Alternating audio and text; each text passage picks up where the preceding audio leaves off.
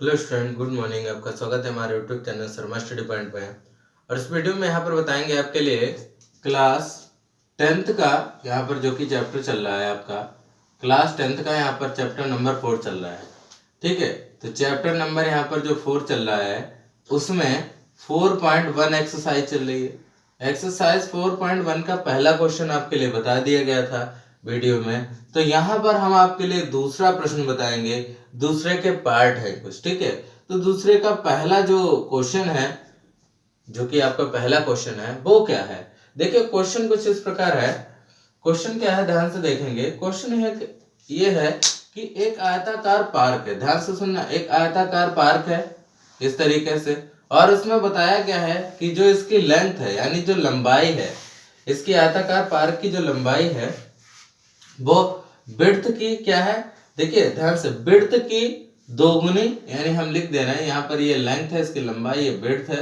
अगर मैं कहूं कि लेंथ इसकी जो है वो विड्थ की दोगुनी, विड्थ की दोगुनी और एक ज्यादा है, एक ज्यादा है। ठीक है, तो यानी विड्थ की दोगुनी यानी चौड़ाई की दोगुनी है और एक और ज्यादा है लेंथ, है ना। तो यहाँ पर L बराबर सीधा सा हो जाएगा 2b + 1। L बराबर हो गया, ये लंबाई हो गई, और विड्थ तो उतनी ही है ना, इसकी चौड़ाई उतनी ही है। तो यहाँ पर क्या करेंगे, यहाँ पर आपके लिए जो है इसका आयत का क्षेत्रफल दिया गया, आयताकार आयताकार पार्क का क्षेत्रफल, या प्लॉट लिख सकते हैं, आयताकार प्लॉट का क्षेत्रफल। तो आयताकार प्लॉट का क्षेत्रफल आपके लिए दिया गया है, कितना दिया गया है यहाँ पर, तो ये दिया गया है आपके लिए 528, ध्यान से सुनना, 528 मीटर स्क्वायर ये दिया गया है। अब आपके लिए यहाँ पर क्या निकालना है, जब आयताकार प्लॉट का क्षेत्रफल 528 मीटर स्क्वायर दिया गया है, लंबाई चौड़ाई की दोगुनी प्लस एक ज्यादा है ना, एक ज्यादा है, तो आपके लिए यहाँ पर निकालना है लंबाई और चौड़ाई। देखिए आप जानते हो आयत का क्षेत्रफल क्या होता है, एरिया बराबर लेंथ इंटू ब्रेड्थ, लंबाई गुणा चौड़ाई। तो एरिया बराबर लंबाई कितनी है हमारे पास, तो लंबाई हो गई 2b + 1, यहाँ पर ऐसे लिख लीजिए 2b + 1, ये हो गई, और इंटू चौड़ाई क्या है, चौड़ाई तो b ही है, तो हमने b लिख दिया। ठीक है, अब देखिए एरिया यहाँ पर 528 है तो 528 लिख दिया, बराबर में 2b की गुणा b से हो जाएगी यहाँ पर, तो b की गुणा 2b से होगी तो 2b² हो जाएगा भाई, 2b²। ये b की गुणा इससे भी करेगा तो प्लस का हो जाएगा b, ये हो जाएगा। अब देखिए लिख लेते हैं 2b² माइनस का b, है ना, माइनस नहीं यहाँ पर प्लस है, प्लस का b, और ये बराबर में कितना हो जाएगा 528, बराबर में कितना हो जाएगा 528, इधर ले आओ 2b² प्लस b माइनस का 528 बराबर में 0। आप क्या करेंगे, इसका फैक्टर कर लेंगे। फैक्टर करने के बजाय हम इसको सॉल्व करेंगे श्रीधराचार्य विधि से। किससे, श्रीधराचार्य विधि से। तो देखिए श्रीधराचार्य विधि से a बराबर हो जाएगा 2, b बराबर हो जाएगा 1 और c बराबर हो जाएगा माइनस का 528, ये हो जाएगा। ठीक है ना, 528 हो गया माइनस का। आप श्रीधराचार्य विधि लगा देते हैं, क्या होती है, माइनस का b प्लस माइनस रूट के अंदर b² - 4ac अपॉन में 2a, ये होती है।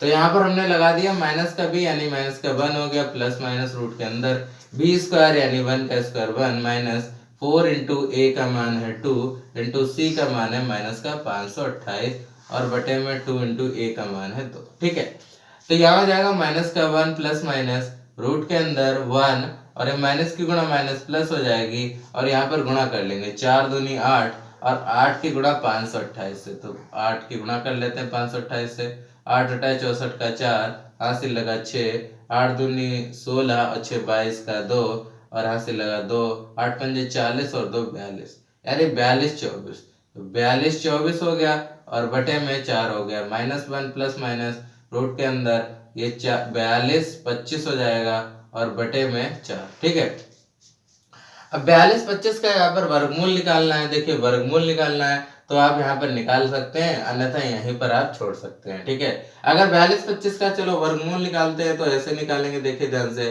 यहाँ पर जोड़े बना लेंगे, इसके लिए जोड़े बना लिए।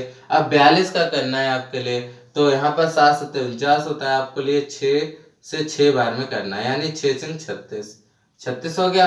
तो यहाँ पर 12 में से 6 गया, आपके लिए बचेगा 6, और कितना बचेगा, 12 में से 6 गए 6 और 3 में से 3 गए 0, यानी बचा यहाँ पर 625। 6 और 6 यहाँ पर जोड़ लेंगे 12 हो गया।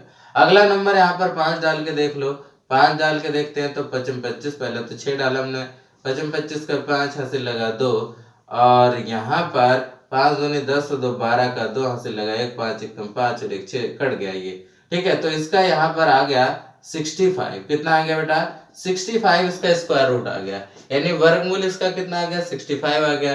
तो 65 यहाँ पर रख सकते हैं, यानी ये हो जाएगा आपके लिए कितना, माइनस का 1, ध्यान से सुनना, माइनस का 1 प्लस माइनस, और यहाँ पर आ गया 65 और बटे में कितना 4। अब इसको एक बार प्लस में ले लेंगे, एक बार माइनस में ले लेंगे, तो -1 प्लस 65 बटे में 4, 65 में से 1 चला गया 64 और बटे पे 4, है ना। अब यहाँ पर 4 से भाग कर दो, 4 एकम 4 और 2 6 4 6 24, यानी एक तो मान आ जाएगा 16, एक मान 16 आ जाएगा, और दूसरा निकालोगे -1 माइनस 65/4, यानी हो जाएगा 66 बटे में 4, तो ये भी एक मान आ जाएगा, 4 एकम 4 और 4 यहाँ पर हो जाएगा 26 और 4 छंग 24, और फिर 2 बचेगा पॉइंट 16.5, यानी यहाँ पर दोनों मान आ जाएंगे आपके लिए, एक बार प्लस में लेंगे एक बार माइनस में लेंगे, ये काम खत्म हो जाएगा, यानी हमारे पास वैल्यू जो है वो आ जाएंगे। ठीक है, लेंथ पीरियड हमारे पास आ जाएगी, यानी हमारा x का मान अगर 16 आया पहले, तो 16 अगर आया x का मान तो आप y निकाल सकते हो। ठीक है, y निकालने का मतलब है अगर विड्थ 16 आ गई, विड्थ कितनी आ गई 16, तो लेंथ निकाल लोगे 2 इंटू विड्थ 16 और प्लस 1, 16 दूनी 32 और 1 33 लेंथ आ जाएगी। ठीक है, 33 जो है वो लेंथ आ जाएगी। यहाँ पर आपका पूरा सोल्यूशन हो चुका है। ठीक है, अब इस तरीके से हम दूसरा प्रश्न लेंगे इसके लिए, तो दूसरा प्रश्न ले लेते हैं, इस प्रश्न को हटा देते हैं, यहाँ पर दूसरा प्रश्न आपको बताते हैं। ये प्रश्न हो गया आपका, ये एक प्रश्न था, पहला पार्ट था ये, तो पहला पार्ट यहाँ पर हो चुका है। अब दूसरा पार्ट लेंगे। यहाँ पर देखिए दूसरा पार्ट क्या है, दूसरा पार्ट ये है कि दो साथ साथ वाली संख्याएं, ध्यान से सुनना, दो साथ साथ वाली संख्या यानी कॉन्जिक्यूटिव नंबर, कैसे हैं, कॉन्जिक्यूटिव नंबर है, कैसे है, कॉन्जिक्यूटिव नंबर। अगर दो साथ साथ वाली संख्याएं कॉन्जिक्यूटिव नंबर है और उनका जो गुणनफल दिया गया है, उनका गुणनफल दिया गया है, वो कितना दिया गया है, वो 306 दिया गया है। कितना दिया गया है, 306, उनका गुणनफल 306 दिया गया है। अगर मैं मान के चलूं साथ साथ वाली यानी संगत संख्याएं अगर मान के चले, तो हम साथ साथ वाली संख्या मान लें एक x प्लस 1, ये साथ वाली संख्याएं होंगी। ठीक है, आप क्या करेंगे, अब इनका गुणनफल दिया गया यानी x गुणे x प्लस 1 बराबर में 306, ये दिया गया गुणनफल। आपके लिए संख्या निकालनी है कौन कौन सी है, तो गुणा करा दो, x की गुणा x से x स्क्वायर प्लस x की गुणा 1 से x बराबर 306, तो यहाँ पर हो जाएगा x स्क्वायर प्लस x और माइनस का 306 बराबर 0। अब इसको भी सीरीधराचार्य विधि से सॉल्व कर लेते हैं। इससे सीरीधराचार्य विधि से कैसे, a बराबर हो गया 1, यहाँ पर 1 कोएफिशिएंट है, यहाँ भी 1 है, तो b बराबर हो गया 1 और c बराबर हो गया माइनस का 306। तो सॉल्व करो भाई, माइनस का b होता है प्लस माइनस रूट के अंदर b square minus 4ac upon में 2a। ठीक है, ये होता है। अब यहाँ पर देखिए ध्यान से, इधर देख ले, इधर यहाँ पर, तो माइनस का b यानी माइनस का 1 प्लस माइनस रूट के अंदर b स्क्वायर यानी 1 का स्क्वायर 1 और माइनस 4 इंटू a का मान है 1 इंटू c का मान है आपके लिए 306 माइनस का। ठीक है, प्लस हो जाएगा और बटे में 2 इंटू ए का मान है 1, तो यहाँ पर माइनस का 1 प्लस माइनस रूट के अंदर 1 माइनस 4 से इसकी गुणा करा दो, प्लस में आ जाएगा 4 छंग 24 का 4 हासिल लगा 2, 4 0 0 2 4 3 12 12 24 और बटे में 2। ठीक है, ये हो गया, यानी यहीं पर आप कर सकते हैं। और सुनिए 1224 का यहाँ पर क्या निकाल सकते हैं, 1225 हो जाएगा, ये माइनस का 1 प्लस माइनस 1224 और 1 1225 हो जाएगा, और यहाँ पर आपके लिए 2 हो जाएगा। अब 1225 का वर्गमूल निकाल सकते हैं यहाँ पर, तो 1225 का वर्गमूल निकाल लो। कैसे निकालोगे भाई, 3 तिया 9 होता है, 3 तिया 9, तो 9 कर लो और 12 में से 9 गया 3 बचा, ये 325 हो गया, यहाँ 3 3 ये 6 हो गया। अगर हम 5 डाल देंगे तो 25 25 का 5 और 2 बचा, 5 6 30 और 2 32, यानी ये कट गया, तो ये 3 और ये 5 35 आ जाएगा, 35 इसका वर्गमूल आ जाएगा। तो यानी यहाँ पर लिख सकते हैं -1 प्लस माइनस और रूट में जो था 1225 उसका वर्गमूल आ चुका है 35, उसका कितना वर्गमूल होगा 35 और बटे में 2। तो एक बार माइनस प्लस करके लिखने के 35 बटे में 2, 35 में से एक गया 34, 34 बटे में 2 यानी 17 आ गया, 17 आ गया। ये एक मान जब 17 आ गया तो इसी तरीके से एक 17 होगा और एक बढ़ करके कितना होगा 18 होगा। तो ये दो संख्या आ जाएंगी 17 और 18, यही हमारा आंसर हो जाएगा। इस तरीके से हम क्वेश्चंस को सॉल्व कर सकते हैं। ये वर्ड प्रॉब्लम है, शब्द समस्याएं हैं जिन्हें हम इस तरीके से सॉल्व कर सकते हैं। आप समझ गए होंगे कि किस तरीके से हमें सवाल को बनाना है द्विघात समीकरण में और द्विघात समीकरण को कैसे सॉल्व करना है, ठीक है ना। द्विघात समीकरण को सॉल्व करने के सीधोधराचार्य विधि लगाएंगे या नॉर्मल विधि से भी सॉल्व कर सकते हैं।